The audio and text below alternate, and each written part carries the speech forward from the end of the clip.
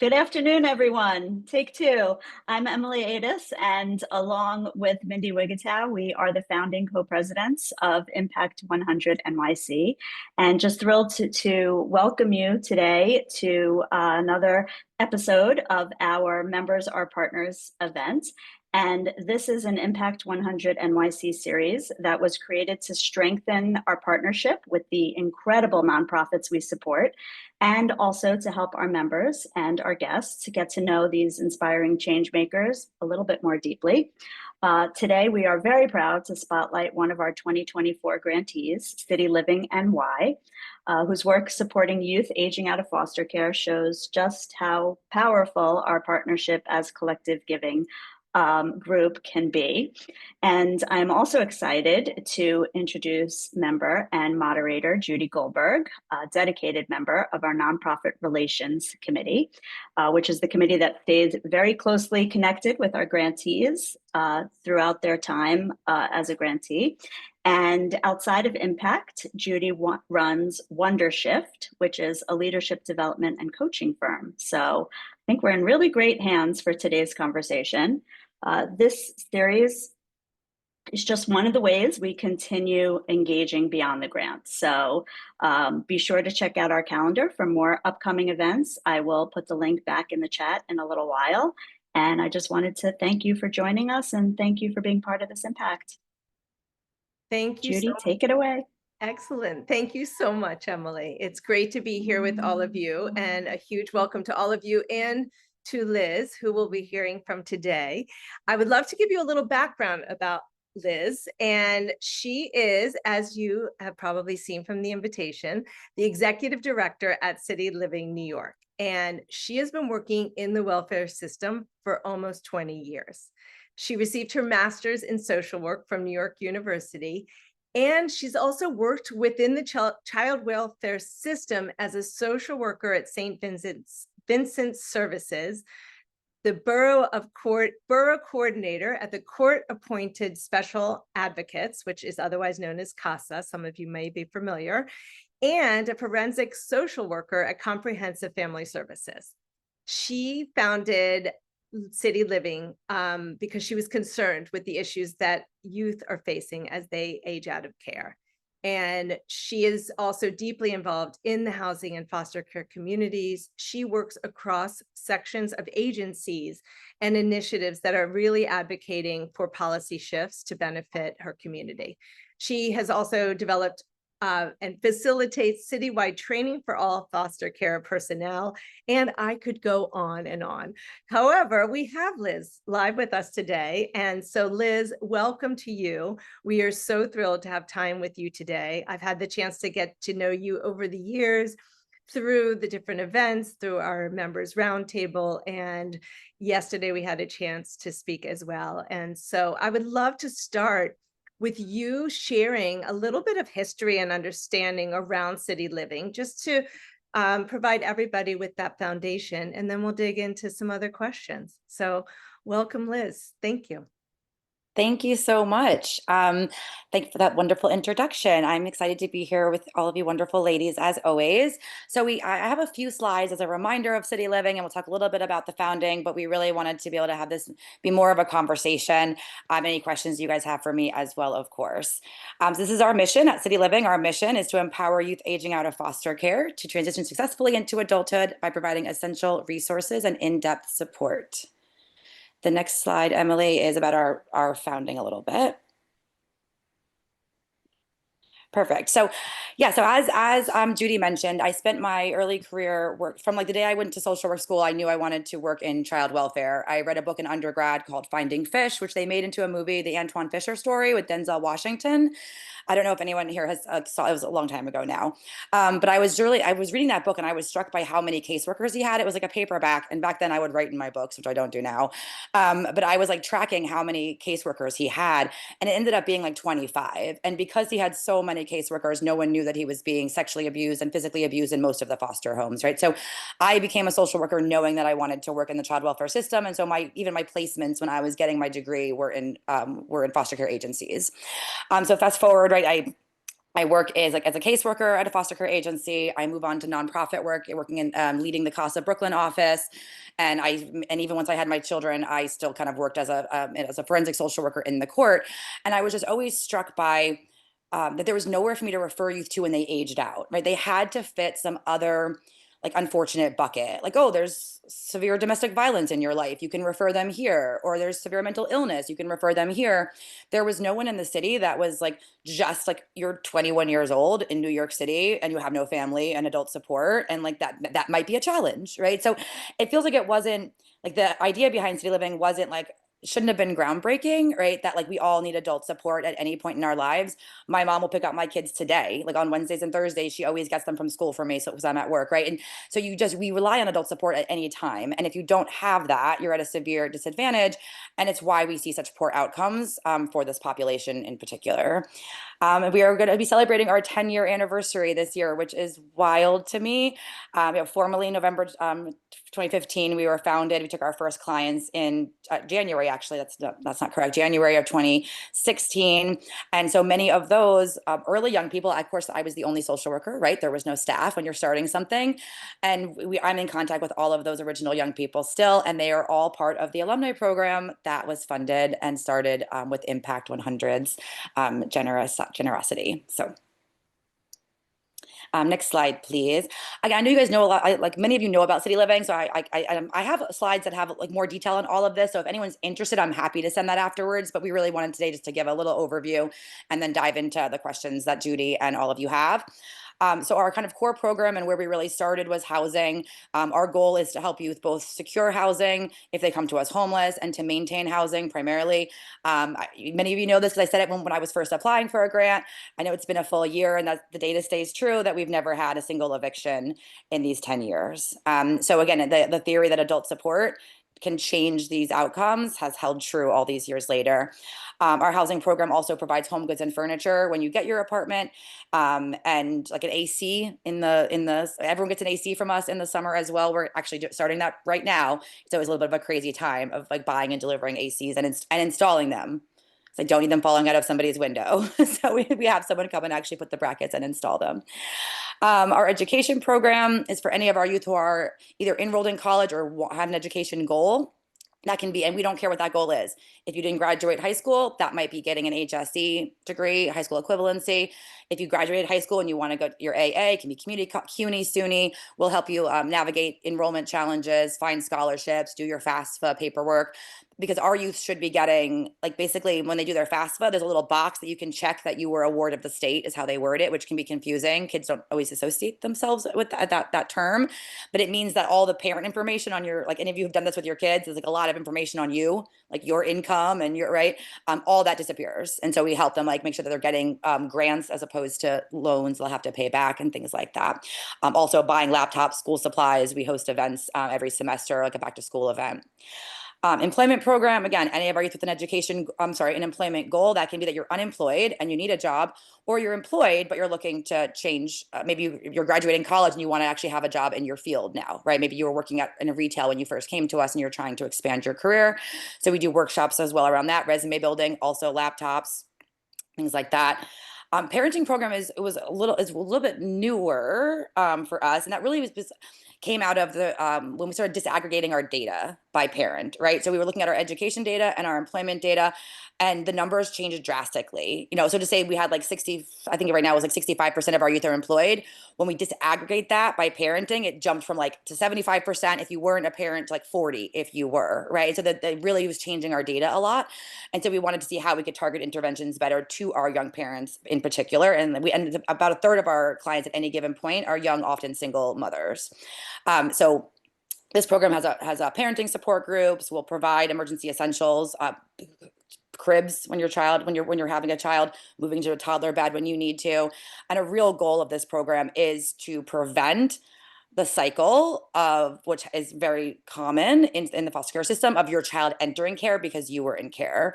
And national data is wild. Like 10% of any child, the general population, will be reported to Child Protective Services by the time they are 5, right? 10%, and that's just general. And it jumps to 53% if the mom was in foster care herself. right? And a lot of that is that you're under the microscope. A lot of that is that you poverty related reasons, right? Not having a crib, not having food in the home. And so our goal really is to try to prevent that. And we have been successful. In 2024, we had an average of 5% of our parents who had an active case with Child Protective Services here in New York City, which is below the general population. And none of them resulted in a removal or termination of parental rights, right? And so a lot of this is having, again, adult support to help you find daycare, to navigate financial challenges, and to have the support as a young parent who suffered a lot of trauma themselves. Alumni program, of course, is what we were started last year with the Impact 100 funding. I just met with some of our team yesterday to go over our goals, and it's been a really exciting year. Our alumni board has been meeting twice a month to develop the program and what are the components. And one of those was going to be the peer mentoring initiative. Some of you might remember, and that officially has launched in June. So they did the alumni board made the applications and did the interviewing, and we have currently 9 mentor and mentee matches who will have their first kind of conversations and meetups starting this month. So very excited to see where this continues to grow in the coming year. And then emergency grants program, it's more of like an initiative, I guess. It touches every program. So for housing, that might mean rent arrears, or you get a new apartment broker fee. For education, laptops, tuition challenges, right? Sometimes our youth, because they have to work often, they can't be full-time students, they don't get full FAFSA funding. So they'll get like partial funding, and there might be a $500 gap in your tuition. That means you can't enroll in the next semester, right? And so something as small as that little bit of money can keep our youth staying on track to graduate. For employment, it might be a uniform Metro card. I can't tell you how many of my kids were turnstile hopping, which used to get you arrested. Now, thank God, that's not the case. But like something as small as, if you haven't been working, how do you buy a Metro card until you get paid, right? And so we'll get you a 1-month Metro card when you first get employed. And for parenting, I mentioned things like emergency food. Some of you, if you remember, probably about 2 years ago now, when there was a formula shortage and they were price gouging throughout the city, we were like running around, like literally we'd find like there's 2 bottles at this Dwayne Reed, and we were like running around because our youth could not afford the price gouging, which should be illegal. But like 1 bottle of formula was so expensive that we were getting any ones we could for our youth to come in and get. That's a lot. So anyone has questions on those programs when we finish, certainly feel free to ask. But I tried to just give a quick overview of all of those. Well, I think, yeah, go ahead. You go ahead No, to your no. last slide, and then I'll ask some questions. I was going to ask you to share some of the outcomes based on all of this, and then we'll do a reverse back. So perfect time. Yeah, perfect. Okay. I already mentioned that, our housing, this has stayed true. So the city data shows that 1 in 4 former foster youth are homeless within 3 years of leaving care, which is a very high number, right? These are youth who are getting apartments. We do have a pipeline to housing. So no youth should age out homeless. They do. It's why I always have homeless youth, or they lost their housing before they were connected to us. But so it was exciting for us when we hit year 3 of city living and we had 100%. I was like, okay, like this is working. Then we hit year 5 and had 100%, but we have maintained that in 10 years. We have never had a single eviction. We've had problems with rent arrears. We help them navigate all these things, and our model is independent. So we're not getting that outcome by paying people's rent. We're getting that outcome by teaching them how to budget, how to prioritize rent, and also they're in subsidized housing. So if your income changes, your rent should change. But my staff all have master's degrees, and I have to teach them how to do that, right? And so it's a lot of complex systems you're navigating, and that was leading. And I think that is a primary reason of why these youth were losing their apartments at such high rates. Currently, 66% of our youth with an education goal are enrolled in college, 75% of those on track to graduate. Nationally, 3% of youth who experience foster care will get a college degree. Now that we have our alumni program, we were looking at we had like an annual kind of survey to kind of stay in the program and also help us track long-term outcomes.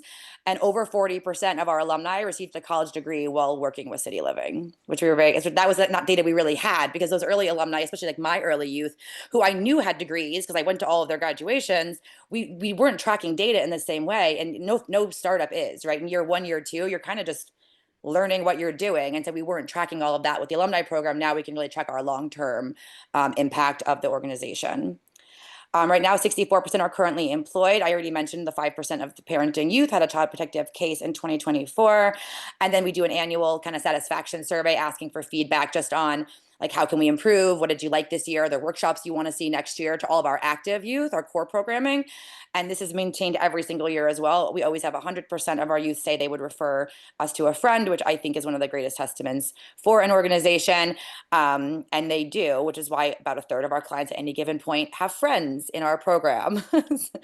Because they tell their friends, especially if they're in a crisis or homeless.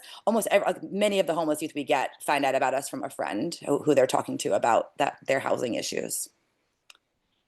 Wow. And I think, I mean, amazing accomplishments so far and what you've done. And I think what you've really highlighted too, and I hope that everybody has heard, is that what we might take for granted day to day, like air conditioning, having a laptop, having a Metro card, completing an application, all of these require extra attention and detail for these young people, and especially the young parents, as you're saying, that are navigating these complex things that they've never been taught or shared or had the chance to have. So this is very close to my heart too, because when I lived in London, I actually sat on the board of a nonprofit for young care leavers in the United Kingdom. So I got to know the organization and what we were trying to do. And one of the most significant events for one of the young people, who was 18 years old, was the first birthday party they ever had from the organization. So these are the kind of things that you all are doing to support these young people, and it's so powerful.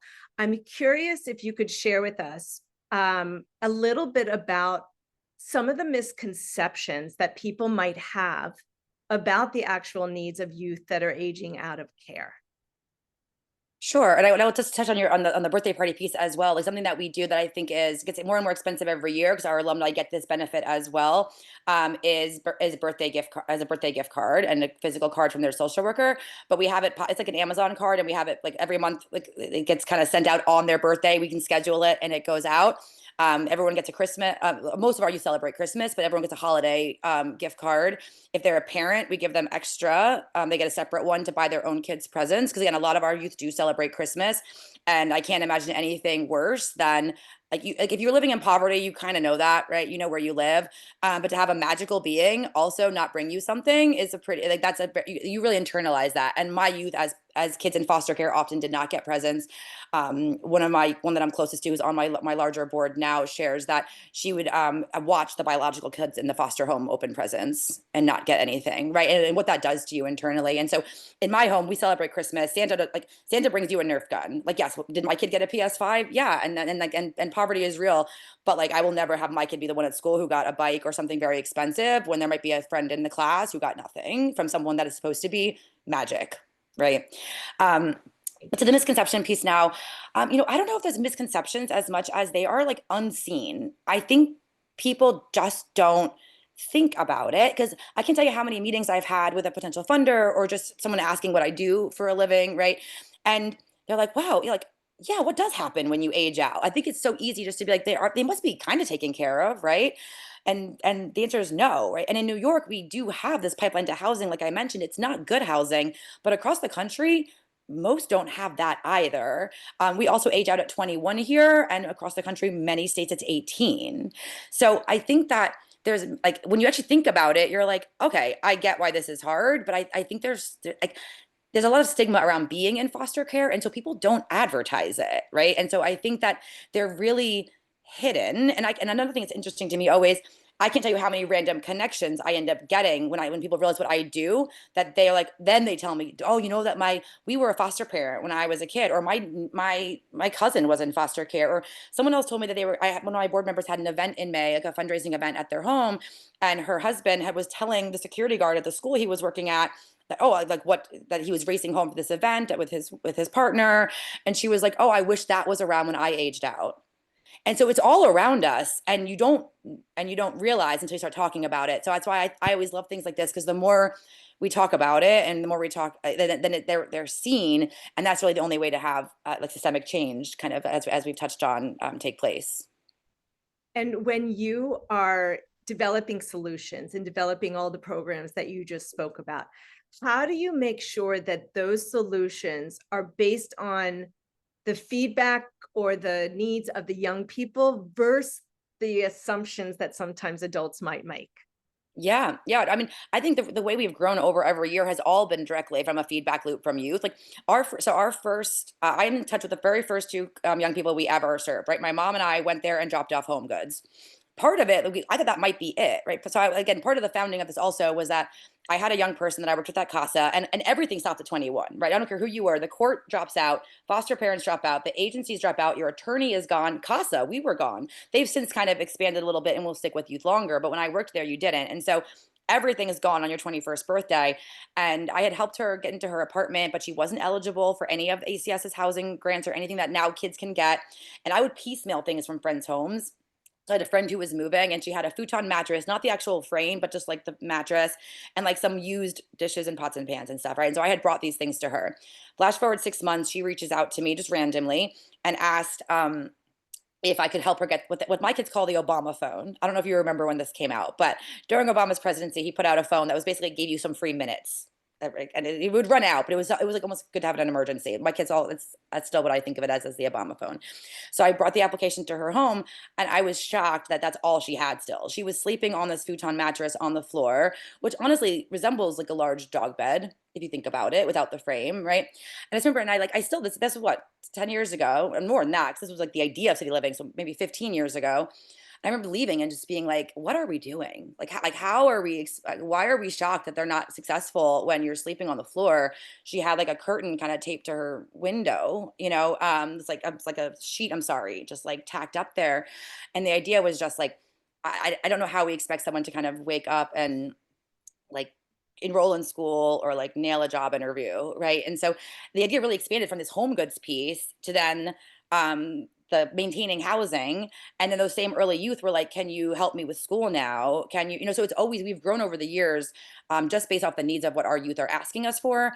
And then intentionally 3 years ago, when we did our first strategic planning process, that's actually part of where the alumni idea came from as well, is we had focus groups with youth who are in our core program and youth who we called alumni, but they were just it was just a word, right? They were still working with their primary social worker for the most part, and they told us that we need more mental health services. We want it. We want to be the alumni group. We're like we want to be more involved now. We don't need your hand holding, but we want to give back. We want to mentor younger youth where the peer mentoring came from, and so now with our alumni program particularly, like we really are having them lead the full charge, right? Like they're having a graduation event in July for anyone who's graduating into alumni. And they were like, we don't want it at city living offices. We want to have like, if we wanted to feel fancier. And so like they found a like, I'm like, go do it, and they found, they got us one of our corporate partners they spoke with and wooed them, of course, because they're so cute.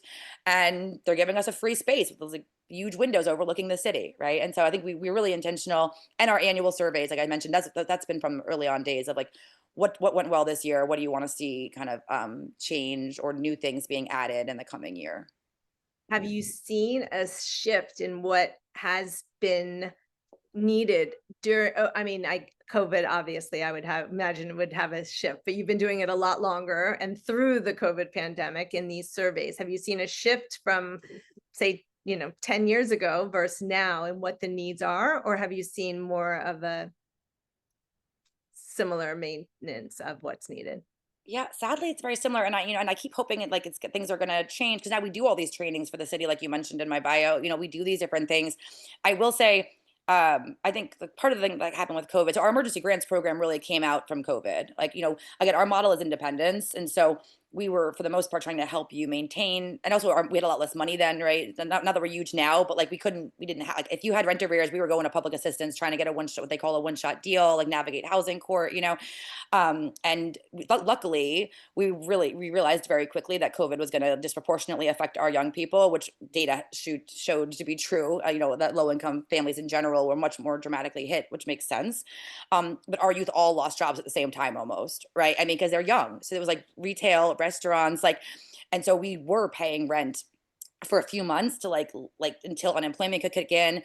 my social workers were doing taxes, like literally online filing taxes because it was March and they're young adults. So did any of them file their taxes by March? No. Right. So so I always remember like the month it started. I'm like, we were frantically because you couldn't get stimulus money if you didn't have tax, if you recall that or not. But like, so we were like frantically doing that to make sure all of our kids would get the stimulus money coming out too.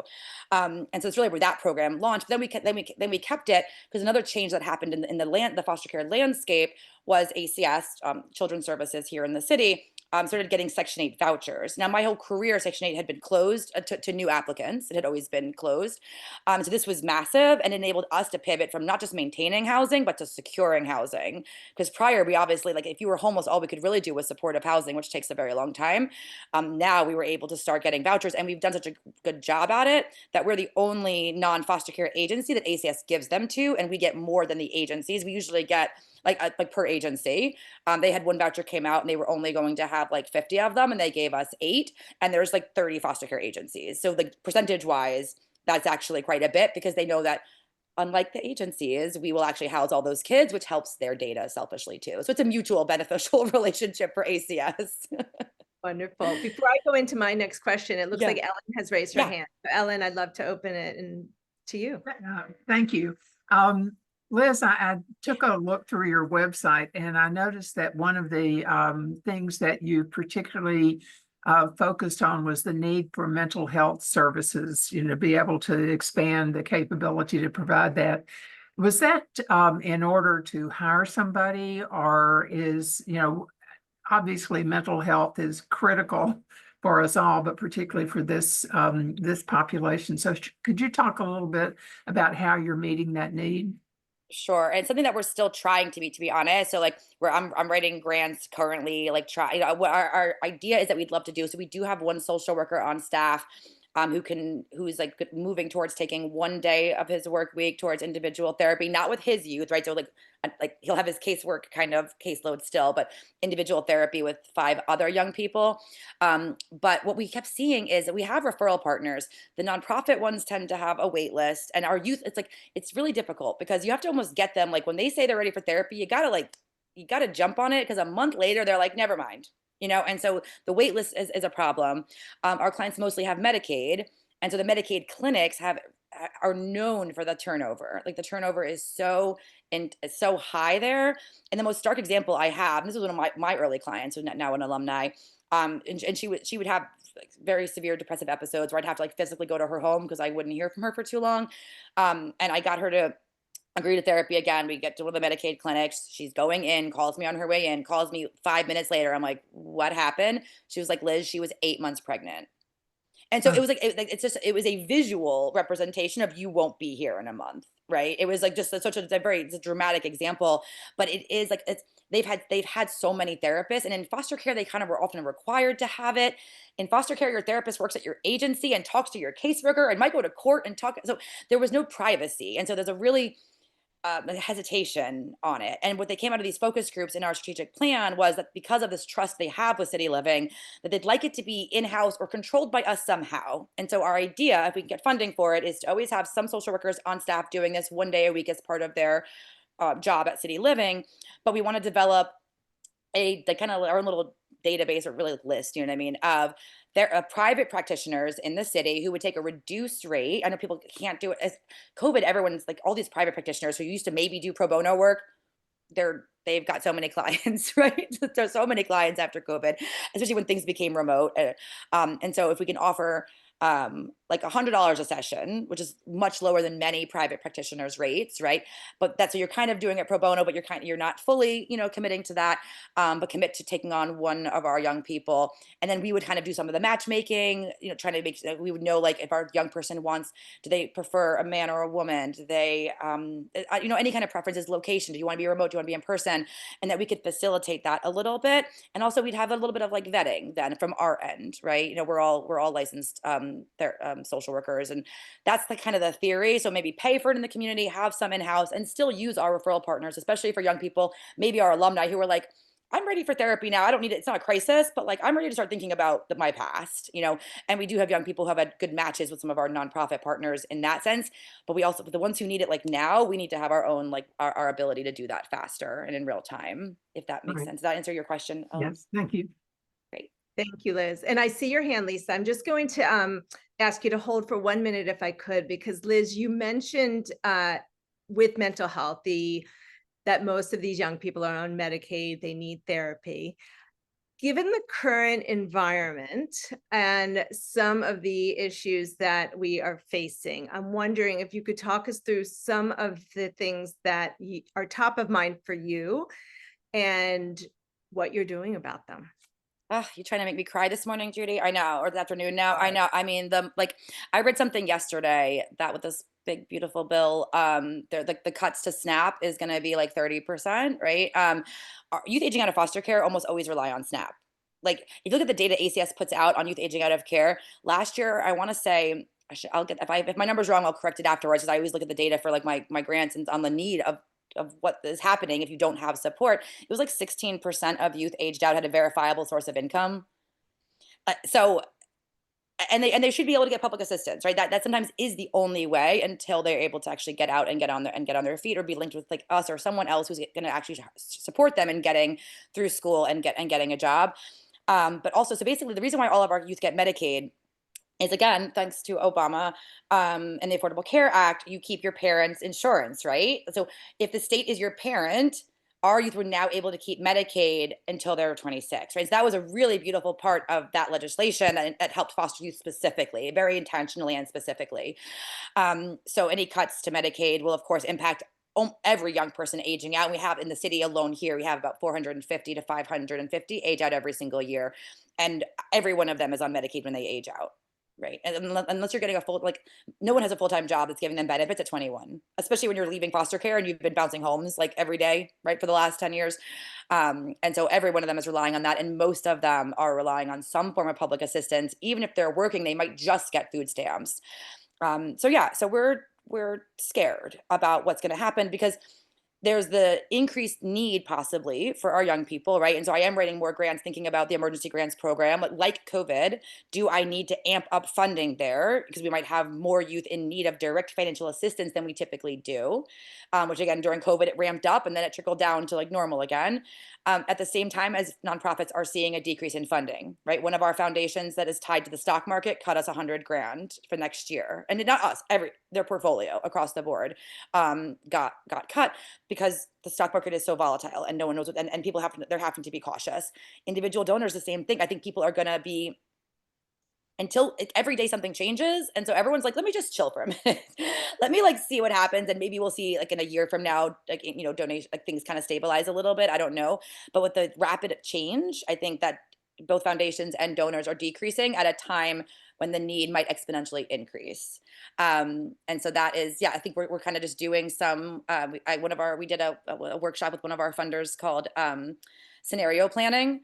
And it's kind of, you think about your best case scenario, which requires not much planning, right? Best case, great. I hire more people. I have more money. Wonderful. Like your base case, where are you? But then your worst case, like if you kept seeing a loss in funding, where can you make cuts that don't cut staff, don't cut programs, right? Like maybe our birthday cards have to go. That would be awful. But like, is that life or death? No, that's something that's beautiful that we do. That means a lot to our youth and we bring it back when we could. But so thinking through in a worst case scenario, what does a nonprofit do?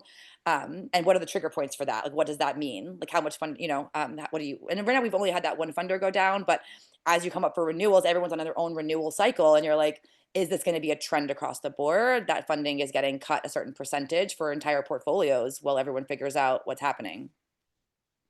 Thank you. And Yeah. I would love to keep talking to you about this as the months go on, because it's so real, it's so relevant right now, and the impacts you're talking about will impact these lives of these young people in their day-to-day. I have more questions, but I did see Lisa's hand up, so I want to give it to Lisa to ask her question as well.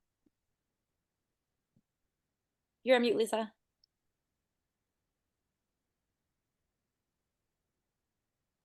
Okay, sorry. Still can't get that right all the time. The question I had was actually very similar to what you asked. So, but within all of the concerns and things that are coming out, do you see New York City and New York State have really pushed back on a lot of these things?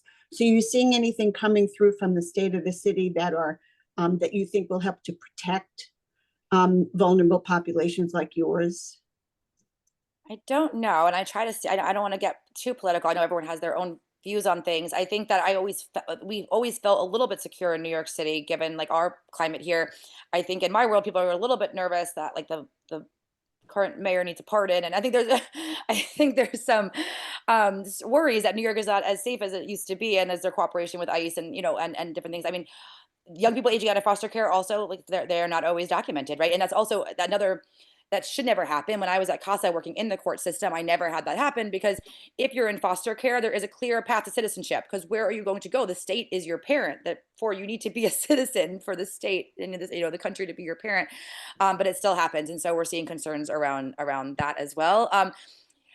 Yeah, I don't know. I think it's early to tell. The city really. I mean, we have. I will say I think it's going to come out any day now. So right, it's June now. So the Schedule C in the city council's budget right now, they have a bucket that is called transitional support for wraparound support for transitional aged youth.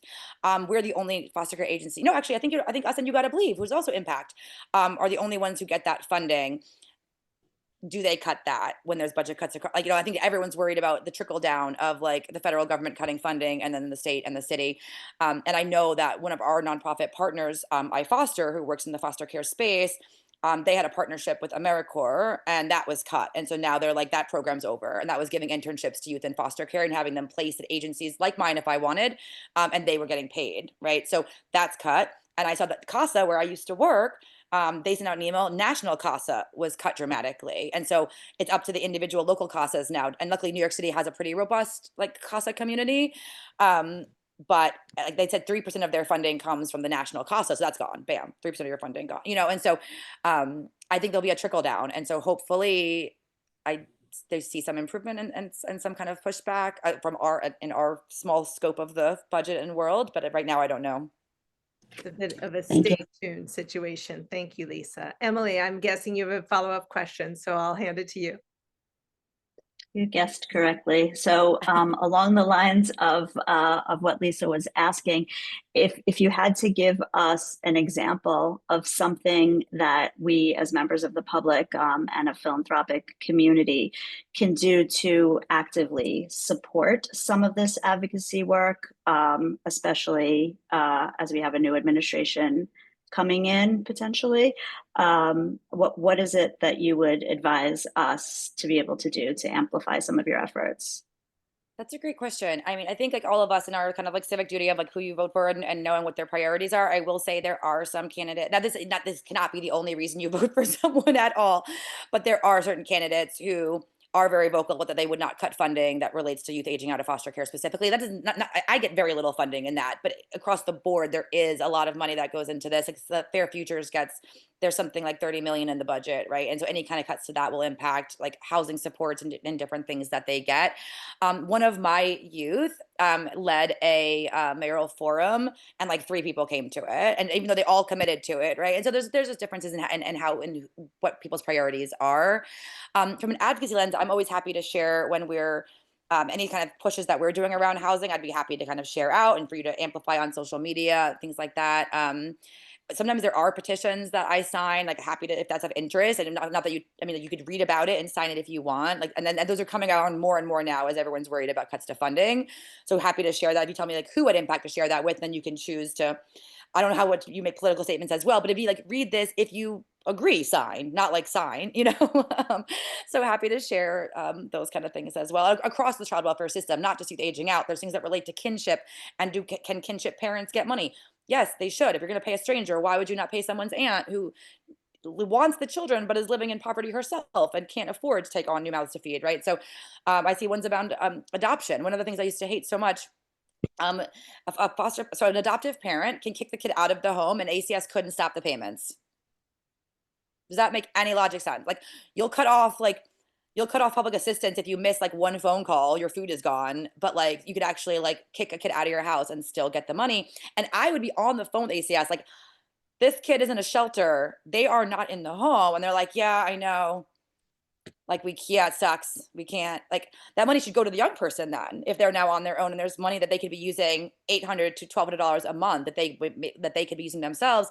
And there was recently just got changed, and it was through a lot of advocacy and a petition that like City Living signed on and we all signed on to be able to stop the payments if you can prove the kid's not in the home. So I get a lot of those kinds of things that are not just youth aging out, but child welfare in general, and would be happy to share if it's of interest to the larger group. Please do. I think, thank you, Emily. I think part of this is educating us to know what we can do, right? Because during these times of change and unknowns and uncertainties, at least the people I'm meeting, everyone wants to do something, but sometimes we don't know what to do. So if these are things that could potentially help, whether it's signing a petition or showing up at an event and support, then I would personally love to hear more about that.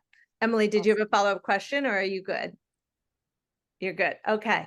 But I would love to stay on this topic though, of some of the things that you've been talking about, because one of the things we've heard from you is that you are tackling both direct service, like showing up with home goods for these young people and installing a AC, and also systemic change. So I would love, could you share with us an example of a policy or systemic barrier that you are aiming to change, or maybe have already successfully changed, that we didn't know about, and how you went about that? Yeah, so I will say there's one small one that we were able to successfully change so far, and it's related to public assistance. And just there's a center called Center 80, which basically is better staffed, trauma-informed staff. They work with vulnerable populations, whether it's a DV victim, foster youth, but you had to be like freshly aging out of care like that day. You couldn't use that center if you just say we're like 22 and already out of care. You had to kind of go through jumping through hoops with which, and if you've ever been to a public assistance office, it's one of the most unpleasant places you can be. I would imagine it's only second to when I've had to go to Rikers. No lie. It is a lot of people with their children who are there for hours hungry. So there's crying children, there's stressed out parents.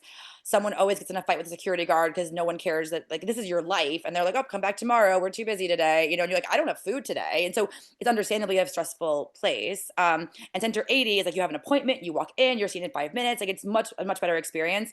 And I was lucky. So through my partnership with Fair Futures, who has a bigger political presence, they do a lot of lobbying, like they pay lobbyists, things that like nonprofits really cannot do much of or have the budget for, to be honest. But so they were having a meeting with HR with like HRA like senior leadership, and asked me to go, and we were talking about things, and I like went off. This is a huge meeting, and I like went off mute and was like, can we all use Center 80? And it took a million meetings because it's now you're adding in like HRA and ACS, like so you have two government agencies like who bring 30 people to every meeting. But they actually we worked out a kind of scope of work, and now I can all of our youth up till age 26 anyway. They didn't you can't be like a 30-year-old from foster care, but up to age 26 we can utilize that center. That was a small win, to be fair. It's like helpful, but a small win. Some of the bigger ones are all related to my work in housing and kind of housing advocacy committees. There's so many. So like things like the affordable lottery system that we have, like I feel like a very simple change. And I mentioned this to politicians because it'd be an easy one, right? Like if there's a box, like there's priority codes for other people right now. Like why can't there be a priority code for youth aging out of foster care, right? Because like why do they have to live in the projects to have housing? Why can't they have a set aside would be amazing, and all these luxury buildings being developed, right? Because you can't break the cycle of poverty when you're always living in poverty-ridden neighborhoods. Your kids are still going to poverty-ridden schools, under-resourced, and where our kids live, even with Section 8 vouchers. And the idea behind the Section 8 program was to stop centralizing poverty, right? The projects, everyone in there is subsidized housing. The whole point of Section 8 was that no one knew, right? You could live in another building. That has not stuck true because the rates of our housing rent has gone up so high and the voucher amount has not kept pace with that. And so is anyone in Manhattan, anyone in Brooklyn nowadays taking the voucher? No. And it's not illegal because the rent is just too high. So they're not like being, discriminatory. The voucher doesn't match the rent, and you're allowed to charge what you want, but in that area. So even with Section 8 vouchers, my kids are still living in the Bronx. One of my alumni who is like I just went to her graduation party for her master's degree, has to step over drug addicts getting into her building, right?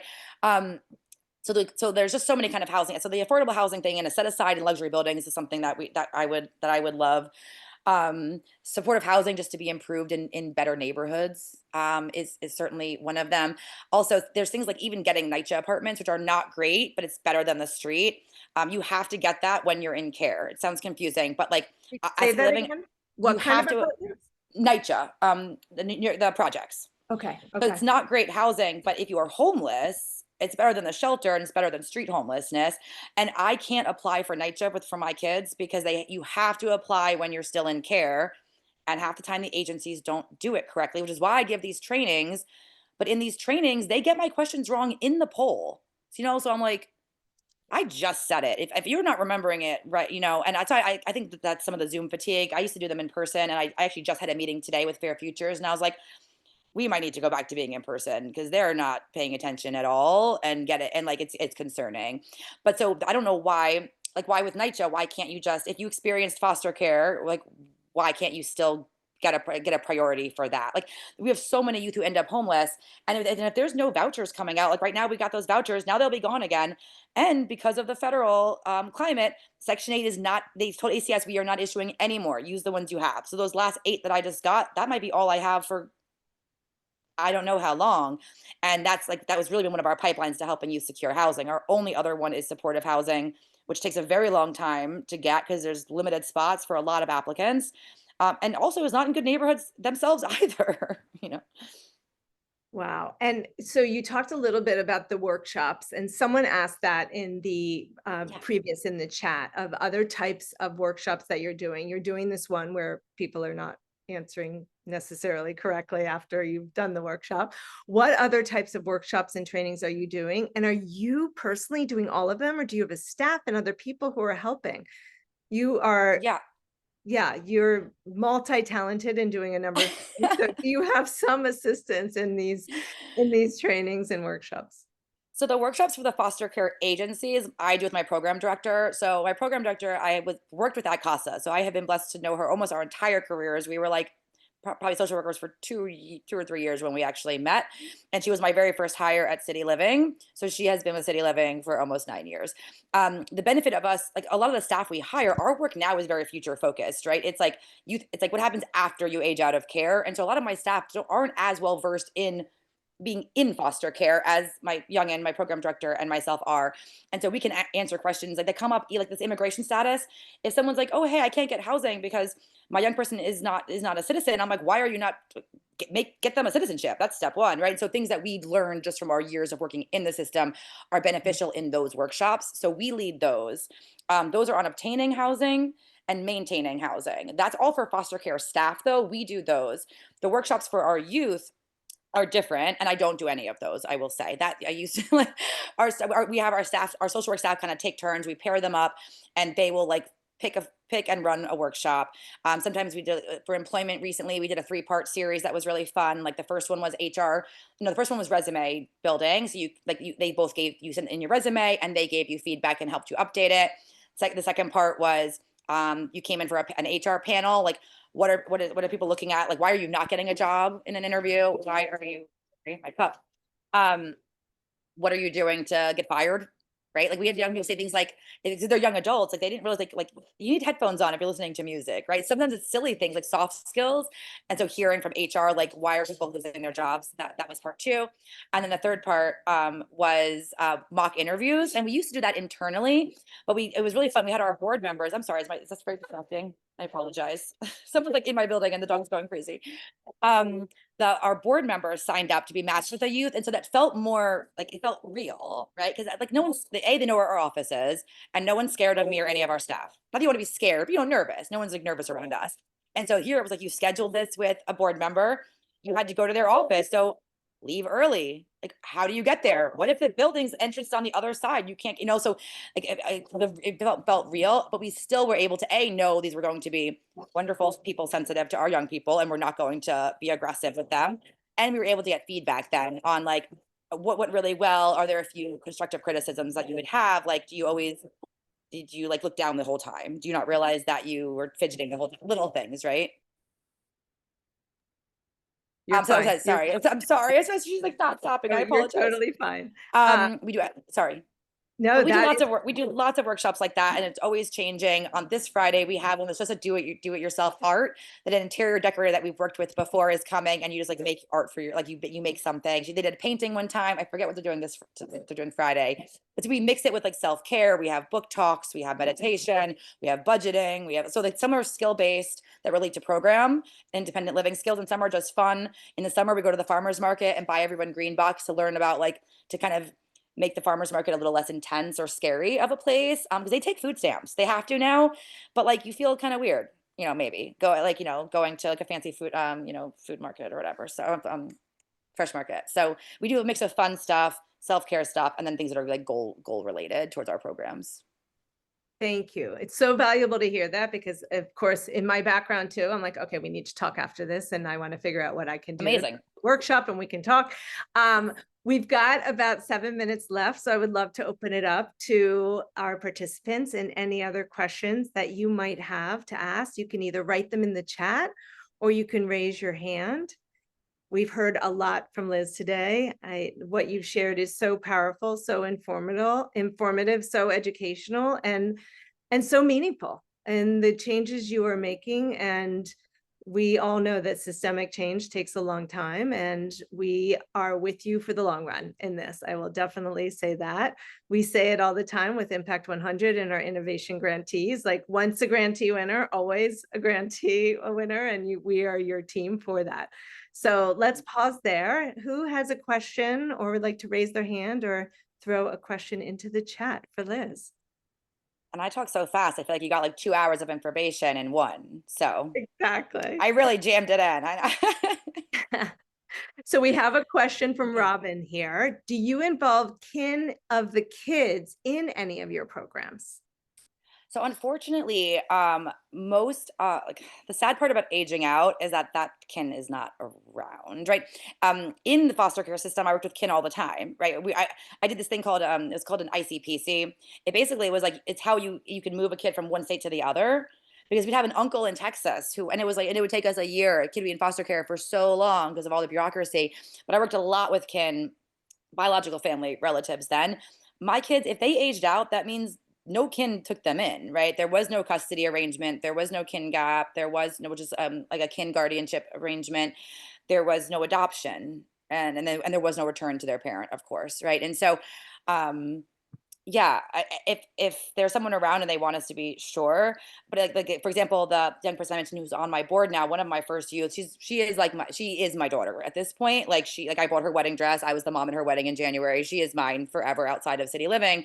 But like I was the mom at the wedding says enough, right? And he has a very supportive family who were very welcoming to this like only white lady there who was her mother. But yeah, I mean, I would love to say that we were able to do that more. I think we focus on trying to build adult relationships that it's not only us. Like we love connecting to like a career. Like if like one of my youth wanted to be an attorney and she was a paralegal, and I had a friend who was an ADA in Manhattan, and they had coffee. We try to like bring other adults into your life. Because unfortunately there's not really, that's one of the problems is that there's not adults with my kids. Yeah.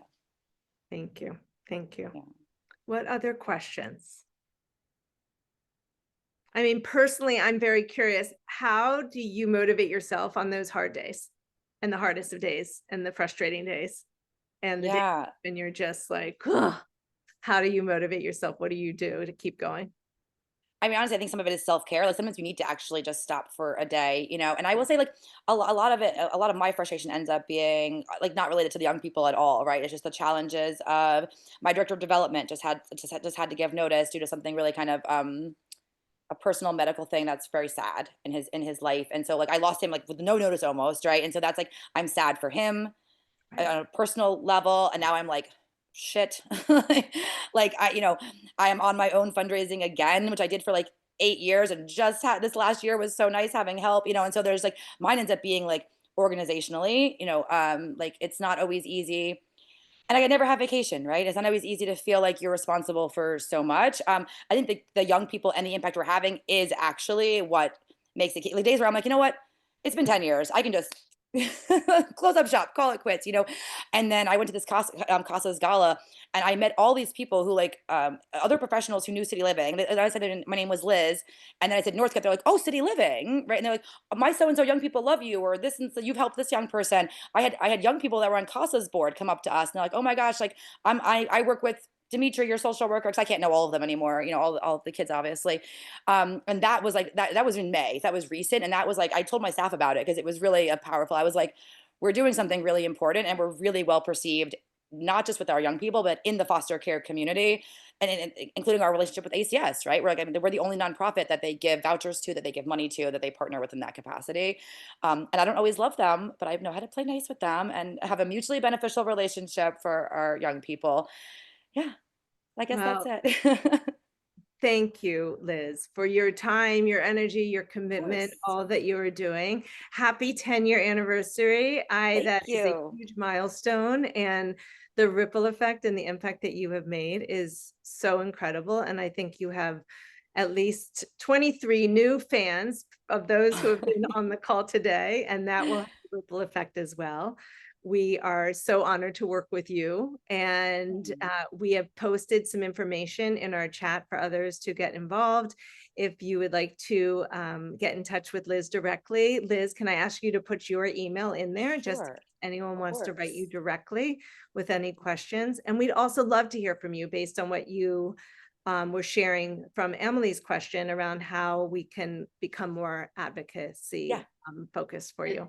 And if I could ask everybody to turn on their cameras so I could take a quick screenshot of everybody, that would be lovely. Oh, good. I'm glad you're doing that when I'm talking. I always look like this, I've got a few of you that are good. Don't post one of those, Amy, when I'm like mid, and especially I get very passionate. I'm probably like looking very aggressive in some of them. I have people who are very aggressive about making sure that I only post very good pictures. So if you feel comfortable turning on your cameras, that would be lovely. That was a good one, Liz. I got a nice smile from you. If anybody else wants to take a screenshot, please feel free to share them with me. Oh, look, I can see everybody. How nice. Wait.